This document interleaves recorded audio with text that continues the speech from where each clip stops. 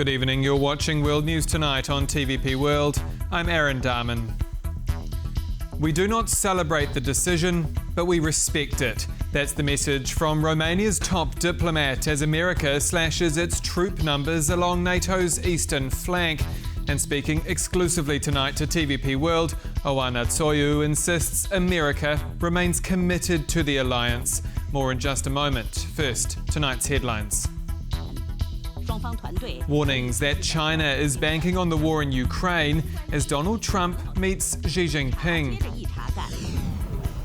Young Ukrainian men flee their homeland in the wake of a law change in Kyiv. And bird flu strikes, forcing farmers to cull stock. But we begin tonight in Bucharest, where the country's foreign minister has weighed in on Washington slashing the number of troops stationed in Eastern Europe. Oana Toiu admits Romanians won't be celebrating the move, as calls to reverse the resized deployment come from some unlikely quarters in the US Congress. Our defence correspondent Zuzana Jurek reports.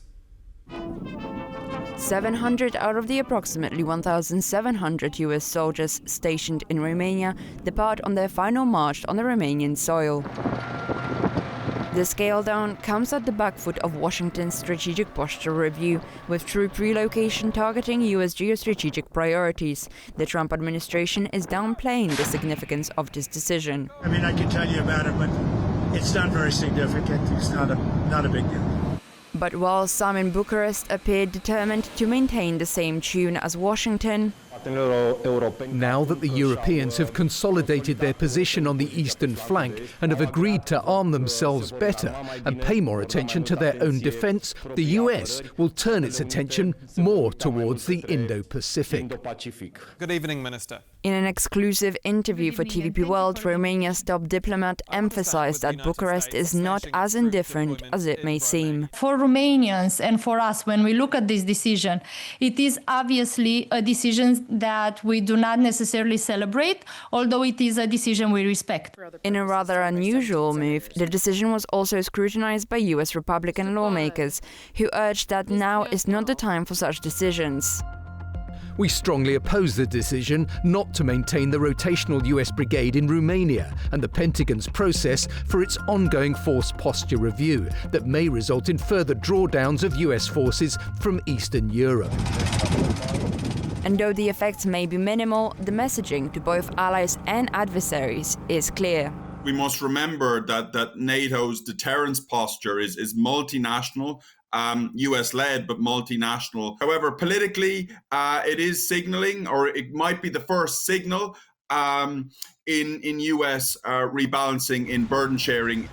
Particularly as the issue of the eastern flank security is ever more pressing. The NATO unity, he doesn't believe NATO will invoke Article 5. And I strongly believe that within the next few months, he'll try to test Article 5 by doing some sort of small incursion, not invasion, but small incursion in Estonia or Latvia.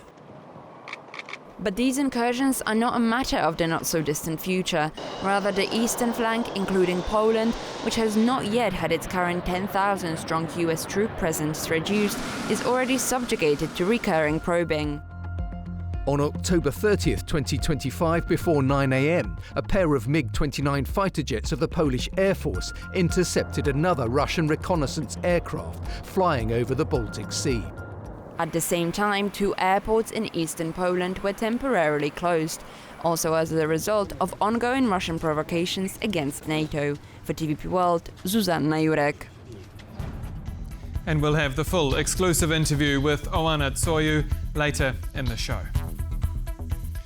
It may have warmed Washington and Beijing's trade ties, but a long-awaited meeting between Donald Trump and Xi Jinping has seemingly failed to move the needle on Ukraine.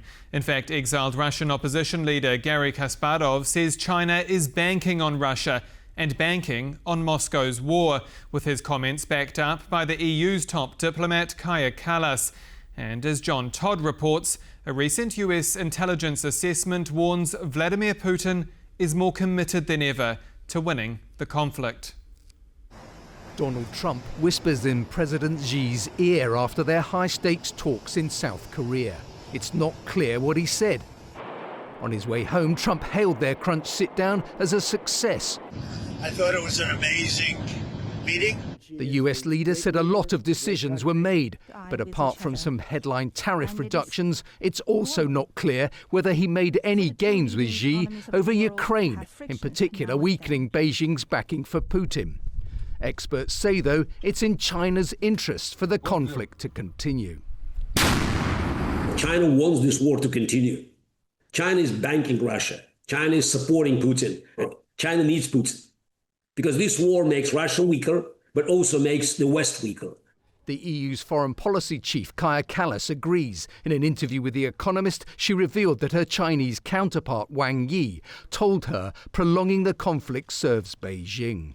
His message was that it's not in their interest that this war stops, because then America's attention will turn to China. NBC News reports that a recent US intelligence assessment warns Putin is more committed than ever to winning the war, according to a senior congressional official. It's a view shared by exiled Russian opposition activist Garry Kasparov, who told TVP World that Putin's maximalist approach to the war has become his only way of keeping power in the country. Donald Trump's, in my view, very generous offer to Putin illustrated my point that even Trump's offer, which was on the table, that, you know, from our point of view, if we look at this from rational analysis, was great. Putin turned it down twice because he cannot stop the war. As Russia and China appear set for months more war, at the least, there's no solution in sight for Ukraine's hard-pressed citizens. This is John Todd for TVP World. Around 100,000 young Ukrainian men have left the war-torn country since the government eased travel restrictions for those aged between 18 and 22. The largest influx has been registered in Germany and Poland as the demographic decline in their home country worsens with every year of Russia's full-scale invasion. Anastasia Yanchenko has more. Just 2 months ago, Ukrainian President Volodymyr Zelensky allowed Ukrainian men aged between 18 and 22 to cross the national border. So far, a total of 99,000 young men have left the country, with as many as 1,600 crossings daily. The decision to ease restrictions came after 3 years of full-scale war in Ukraine, a time during which all men aged 18 to 60 were prohibited from leaving the country. This is how the Ukrainian president justified loosening the law in August. This decision is aimed at protecting Ukrainian youth. The travel ban has pushed many young men to leave Ukraine. With the frontline situation still tense, parents fearing mobilization and the war itself sent their son abroad before graduation, weakening their ties to the homeland. That would be very bad for the country if a big part of those people who can rebuild Ukraine, who can create a new Ukraine, new wave of Ukraine in future after this cruel war, would accidentally die. However, the decision has sparked some hostility against Ukrainians, particularly in Poland and Germany. The number of young Ukrainian men aged 18 to 22 entering Germany rose from 18 per week in mid-August to between 1,400 and 1,800 per week in October. We have no interest in young Ukrainian men spending their time in Germany instead of defending their country. But experts believe that many of these Ukrainians will return home and reshape the country. To learn how Europe works, to learn how the law, how the mentality in Europe is, and then come back to the country and build it on a completely different way. The full-scale war in Ukraine has dramatically changed the country's demographics. The population has declined by at least 10 million since 2022, dropping from over 40 million to around 30 million. And the war shows no sign of stopping. For TVP World, Anastasia Yanchenko. Poland is pushing back the planned reopening of border crossings with Russia ally Belarus. It comes after Lithuania this week shut its own line of contact due to smuggling balloons entering the country's airspace carrying contraband cigarettes. Agata Dura explains. At the Bobrovniki border crossing between Poland and Belarus, the empty lanes will remain a daily sight for at least the next 2 weeks. The same goes for the crossing in Kuźnica. The crossings, some of which have been closed since 2021 due to the influx of migrants on the border and later the arrest of Polish journalist Andrzej Poczobut, could have been opened earlier. But given the recent developments in Lithuania, the Polish government has made a different decision. Yesterday I spoke to the Polish Prime Minister on the phone. We had a very detailed, in-depth conversation, and we decided that the Polish Prime Minister will delay the reopening of the borders with Belarus, and will coordinate further actions together. Last week, airports were closed after hot air balloons carrying contraband cigarettes from Belarus flew into Lithuanian airspace. No hybrid attacks will be tolerated in Lithuania. We will take the harshest measures to stop such attacks. In response to these incursions, Lithuania closed its borders with Belarus for most travelers. And as we go to air, news breaking that Lithuania has again shut Vilnius airport due to weather balloons flying nearby. We'll have any further updates right here on TVP World. The Netherlands could be facing a new political dawn tonight in the wake of a knife-edge election race that looks set to freeze out the far-right Geert Wilders. Despite Wilders' Party for Freedom sitting neck and neck with the centrist Democrats, the country's mainstream political forces have ruled out working with him following his walkout from the previous government coalition in June. Konrad Gorlinski reports. In the Netherlands, dawn broke with suspense rather than celebration. With nearly all votes counted, Geert Wilders' Freedom Party held a razor-thin lead over Rob Jetten's Democrat 66. As the day went on, Jetten pulled ahead, leading Wilders by more than 10,000 votes. However, some ballots remain uncounted, particularly those cast from abroad, which are not expected to arrive until early next week. So both parties have secured 26 seats each in the 150-member parliament, nowhere near a majority, and this will not change. So why are these few final votes so important? The differences are so small that we need clarity on whether the Electoral Council has received all the figures, including all the municipalities and foreign votes. This makes a formal difference in who starts the formation process. Dutch procedure says that the party with the most votes gets to be the scout, the one who attempts to form a coalition first. So, until the votes are in, Wilders will not concede defeat. However, his odds of forming a coalition are bleak, as the mainstream parties have ruled out governing with him this time.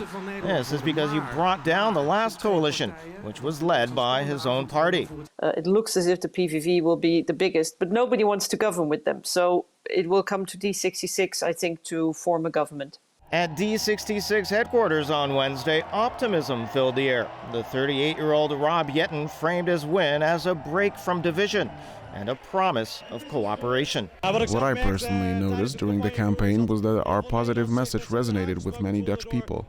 How can we say goodbye to the Wilders era and truly seek cooperation again to move the country forward? It's not only a fantastic result for D66, but also for several other parties that have also embraced this politics of hope and connection. Now, forming a coalition will not be easy for him either, as it would demand significant compromises with parties on the right. I think almost the entire party landscape has moved to the right. Almost all the parties have shifted to the right. And that is also a takeaway from these elections. You see that the center-left and the left-wing parties have actually shrunk.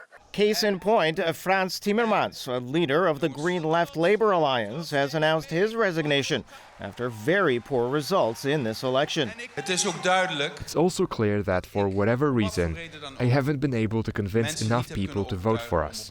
So it's time for me to step back and hand over the leadership of our movements to the next generation. So no matter who starts them, coalition talks will take months. But the message from Dutch voters seems clear. a turn away from the politics of protest toward the politics of possibility. For TVP World, I'm Conrad Gorlinski. Bird flu is fast running rampant across Europe, forcing farmers to cull poultry stock and driving some countries to mark out sanitary protected zones. While the risk of human infection remains low, the price of eggs and meat is already rising across the continent. Gabriela Jelonek has more. Cases of bird flu or H5N1 are rising in farm and wild flocks across Europe, leading to mass poultry culls and concerns about food supplies. The biggest problem is in Germany, as well as Poland, Spain, Italy, France and Denmark. Since the beginning of September, 102 new bird flu outbreaks in poultry have been reported in the European Union. This is the first time that wild animal populations have been demonstrably and tangibly affected. Dead cranes and swans were also found. Not many yet, but we now expect an increase in gray geese, cranes and other wild animals flying over us on their way to southern Europe. Over 500,000 hens, ducks, geese and turkeys have been culled in Germany since the start of September, as a virulent strain of bird flu sweeps the country. The culling takes place here on site. It is carried out by a specialist company. The procedure is such that the animals are killed and disposed of properly. Bird flu is spreading rapidly in Europe, with the highest number of countries in at least a decade reporting early outbreaks. It is raising concerns about a repeat of past crises that led to the culling of tens of millions birds and higher food prices. The average price of eggs in the EU has increased by over 20% in just 1 month and is expected to continue rising. The risk of human infection with bird flu remains low, with most cases occurring in people who have had close contact with infected animals. Citizens in all EU countries are asked to report cases of dead wild birds by calling the nearest veterinary station or the European emergency number 112. Don't touch dead animals. We try not to approach them. This is a general rule that applies not only to bird flu, because dead animals can carry various diseases. In Germany, farmers are obliged to keep their poultry indoors to prevent the disease from spreading further. Poland, Denmark, the Netherlands and other neighboring countries have taken similar action by opening sanitary protection zones in certain regions. For TVP World, Gabriela Jelonek. And joining me now for an exclusive interview is Oana Toiu, Romania's Minister of Foreign Affairs. Good evening, Minister. Good evening and thank you for the invitation. I want to start with the United States cutting its troop deployment in Romania. Can NATO, and especially its eastern flank, trust Washington to keep the alliance safe? First of all, it's a common responsibility, not just a Washington responsibility, and we need to keep each other safe within NATO, but also we need to be sure we have the proper defense and deterrence systems also nationally. For example, the first defensive alliance that Romania has ever signed is with Poland more than 100 years ago, just to give an example on the continent. In what is concerning the recent decision of US, in that sense, obviously, Romania would have wanted, as well as the entire European Union, I would assume, that we have a steady presence of US or an increase. But the current decision, which is to reassess the number of troops they have in Europe, specifically the brigade that had exercises in Romania, Hungary and Slovakia, that is currently in Germany coming back to the United States, is a decision that does not affect the long-term and short-term defense and deterrence capacity that we have on the eastern flank, because it is a pre-prepared decision in the sense that the United States has announced its NATO allies for a long time that they're going to review their posture. We didn't have a clarity on the numbers and we didn't have a clarity on where will that happen. Just recently did we have that clarity and their public announcement as well, a public announcement that they briefed Romania on previously. But in the same time, it is within our common responsibility that we increase our capabilities. It is actually a conversation we're having within NATO, with United States as well, that when we look at the current year and at the next year, we make sure together that we have the proper defense and deterrence capabilities. Specifically in terms of the abilities we have on air defense, as we have seen a number of challenges from Russia on that. I guess the question is about the message this sends, because earlier in the month you spoke with Secretary of State Marco Rubio about, and I quote from the American readout, strengthened defence, energy and border security cooperation. To me, this seems like doing the opposite of strengthening defence and border security. There is actually a heated conversation in the United States as well from the Congress. We're pretty clear on the fact that obviously internal decisions of the United States are taken in the United States and communicated as such there. But from Romania's perspective, what we were doing on a diplomatic level in the meeting we had with the Secretary of State, in the conversations we previously had in Congress as well, is to make sure that we share our perspective, which is the importance that the Black Sea has, the challenges that we see on the eastern border, and also how important our transatlantic partnership is, not just in terms of defense, but also in terms of making sure there is a clear perception of stability in the region that also benefits our neighbors, for example, that are not yet members of NATO. My experience in the conversations we've had with members of Congress or with the State Department is that there is an understanding of that. Why the Pentagon has had a different assessment, that is something that they need to clarify as well. But from the conversations we are having at the NATO level, that different assessment is based on their analysis that the European Union and the European partners within NATO have increased our capabilities together. We have a higher focus on the eastern flank together as well.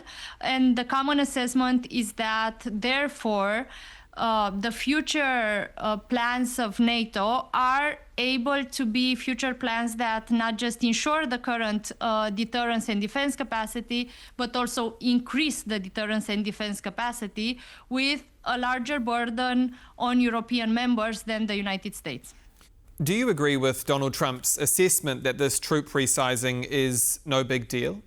We know that the perspective of the United States is at the Congress level that there needs to be an increased focus on the Black Sea and on Romania, but from a State Department level and from the statements of President Donald Trump, we understand that the assessment of the United States is that the current risks that are present at the border can be deterred, and we have the defense capacity together with the current presence of the United States troops and with increased capabilities together with our allied members. So is it a big deal for you or not? For us, the relationship with the United States is very important for Romanians and for Romania, also in terms of how stable, how secure is the transatlantic partnership, but also our strategic partnership. It is very important for us that we had United States officials that reconfirmed the power of this partnership, the fact that the decision did not target Romania in the sense of a signaling in any stage the relationship we're currently having. We're having the U.S. ambassador to NATO that has had clear public statements on the fact that the U.S. assessment of the current partnership is one of a strong partnership. His statements were that we are in this partnership in one of our best moments. In the same time, it is very clear that for Romanians and for us, when we look at this decision, it is obviously a decision that we do not necessarily celebrate, although it is a decision we respect. It has been very important for us and for NATO as well that the United States has announced us previously. Although this was just a matter of days, we had a plan to announce it together with the United States in the same time when they published the official announcement. It was synchronized with Romania's decision to publicly put it in the same time, so our citizens hear from us together. It was unfortunate that this was leaked before the final announcement, because that has prevented both of our countries to be able to announce it together. So you're confident this won't impact Romania's relationship with the United States, but you're not happy about it? Romania's relationship with the United States is a key relationship and one that we are focusing on investing more, one that we're focused on using also to increase, for example, our economic partnership and to discover and grow together opportunities of common investment in the defense industry. All of these are part of the conversations we've had with the Department of State as well. And we're going to have future conversations in NATO format as well. We do not think at all that it is a sign of the relationship that we're having, but rather an assessment that they have done that is an assessment of risks, an assessment of common capacity of deterrence and defense. Romania's position, though, is a position that is very clear in the sense of the fact that we want, together with our allied members and with the United States, to make sure that we have an increased deterrence and defense. Romania is safe now. NATO is safe with the capabilities that we're having, with the capabilities that we're going to have next year.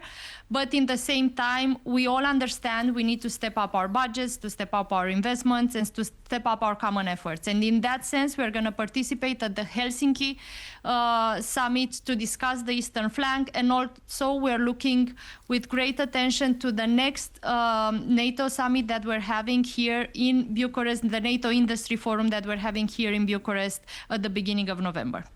And speaking of Bucharest, there was also talk in your meeting with Secretary Rubio about Romania's role in delivering security for the Black Sea. So could that stretch of water be NATO's Achilles heel?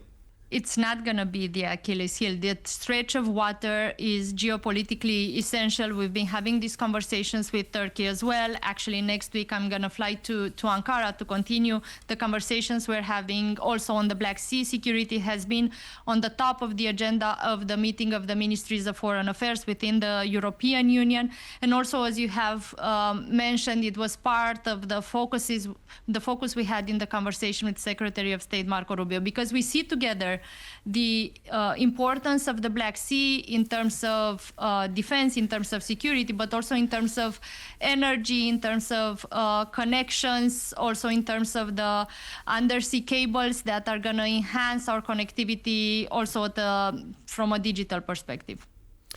I'm curious where you stand on Ukraine right now, because we've heard so much about peace negotiations, about getting Presidents Trump, Zelensky and Putin around a table, and yet now US intelligence agencies are reporting they see no sign Russia is ready to compromise. We're also hearing about nuclear testing again. I mean, as we sit here, are we effectively back at square one? Our assessment from Romania is that the sanction packages are absolutely essential. And here, also the decision that President Donald Trump took in terms of sanctions, we believe to be an essential decision. At the European Union level, we're also discussing not just how we apply the 19th package, but also what are the measures that we're going to include on the 20th package of sanctions. On Romania's side, one of the things that the Ministry of Foreign Affairs, together with the Ministry of Justice, we have done recently is we've proposed a law that increases the penalties and also introduces jail time for those that want to go around the sanctions. Do you believe we're getting closer to an Article 5, this clause that says an attack on one is an attack on all, on that article being invoked? We spoke to exiled Russian opposition leader Garry Kasparov this week, who told us that President Putin will need to test Article 5 in the coming months, as he can't back down for fear of his regime collapsing. So do you see that being a possibility, where NATO is forced to act? Article 5 is the main security guarantee we're having as allies. And it is very important, and I was there at the NATO summit in The Hague, that President Donald Trump has had and continues to have a clear commitment on Article 5. I think that is the most important thing from the United States, and the commitment from the United States on the security of Europe as well. Minister, I want to end with a simple question. Whether in Romania, Moldova, Poland, Ukraine or elsewhere across the continent, Moscow is putting Europe to the test. So if Vladimir Putin was sitting here with us today, what would you tell him?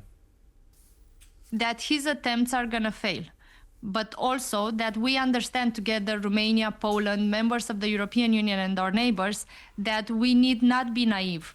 and that we need to become stronger in this process, not just in terms of defense and in terms of our armies, but also in terms of how we protect in our societies our democracies, how we invest in education and critical thinking, how we become more transparent and close to our citizens in the decisions that we're taking, and how we collectively realize that the European project is not a given. It is also something that needs to be defended by having the courage and doing the effort that is needed to improve it.